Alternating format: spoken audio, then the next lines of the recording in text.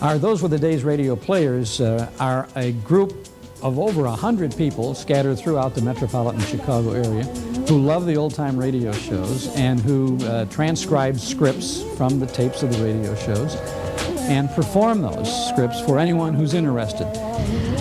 The unique thing about our programming here at the library this summer is going to be that our summer reading program is going to be a family effort. It's something for everybody. Hi, I'm Sarah Long. I'm the director of the North Suburban Library System, and I'm your host for What's New in Libraries. We have a great program today. We're going to the Park Ridge Public Library, and a special treat, we're going to see the Those Were the Days players. This is a volunteer group that does old-time radio shows. It'll be lots of fun. Stay with us.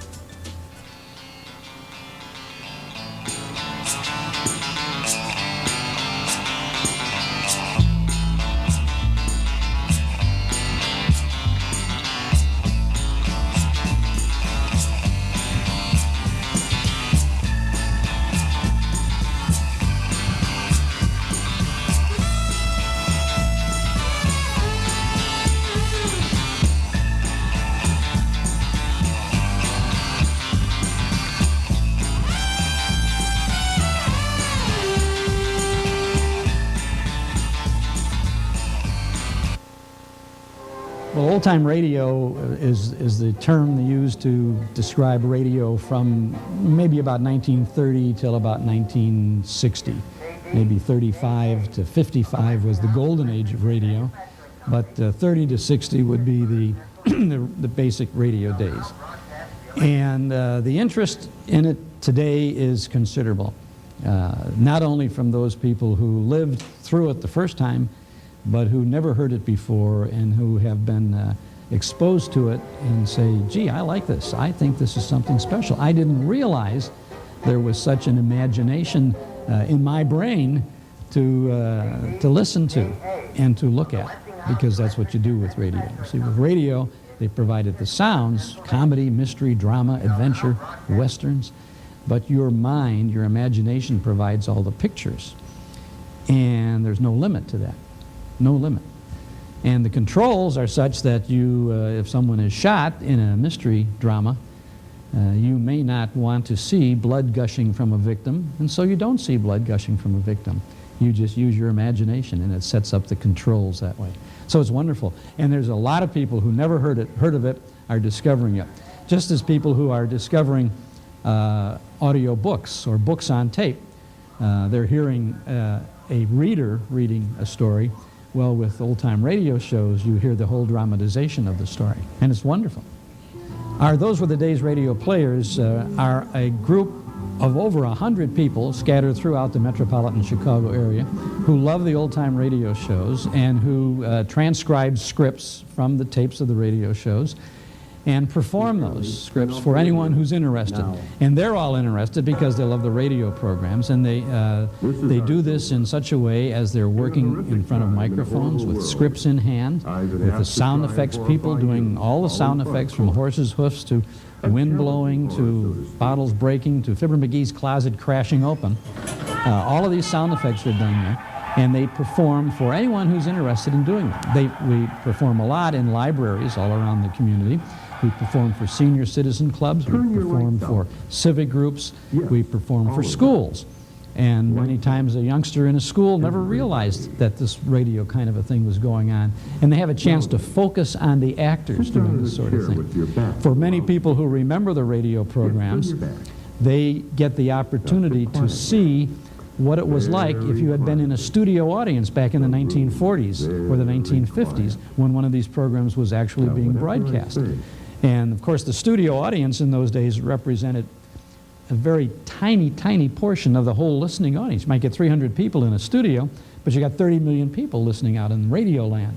So it was a wonderful experience then, and it's very nice for the people who are seeing these things and for the people who participate. It all started about 7 or 8 years ago when we asked if there was anybody out there who would like to do this. We asked it on our broadcast. And on a cold, very cold morning in January, 100 people came to the Museum of Broadcast Communications and said, yeah, we want to do this. And we've still got 100 people involved. Some of them have said, well, this is enough for me, I'm doing something else, and others have come forward. But we have a half a dozen groups all around doing these sort of things. And they love it. They love it. And audiences love it. Audiences love it. Sometimes you can, I talk about senior citizens closing their eyes. Sometimes in any audience that we have, people will close their eyes because they want to see the pictures that are being created before their eyes. And of course, every time we do a Lone Ranger show, it's very exciting because you get the gunshots and you get the horses' hoofbeats and the Hi-Yo Silver and the William Tell overture going. So it's fun.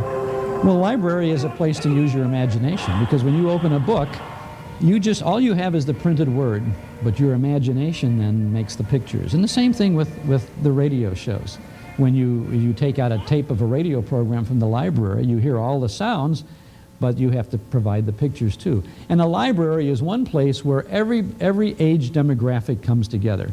You have youngsters, you have teenagers, you have young adults, you have mature adults, you have senior citizens. And they're all drawn to the public library for information and entertainment and education. And so it's a very good spot to do this. The library is a great showcase for Those Were the Days radio players. An elementary school is marvelous because you've got the youngsters who are in 7th, 6th, 7th, and 8th grade, very eager to learn, very eager to see this, and in most cases they want to say, how can I do this? And that's one of the nice things about Those Were the Days radio players. These are all volunteers, these are all non-professional people. We would call them non-professional rather than amateurs. Some of them have had absolutely no experience whatsoever doing any of this, but they all had the interest in doing it. So we will find in any of Those Were the Days radio players groups, you may have a youngster who is in his high school years working on a same script with a gentleman who's been retired for 10 years.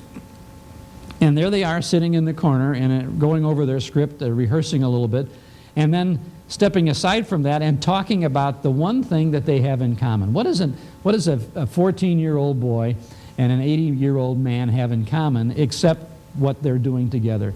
These radio shows. And it's wonderful to see that. I'm kind of the faculty advisor to all of this sort of thing. It developed through my broadcasts, and each group we kind of meet once or twice a year, the so-called leaders of the group.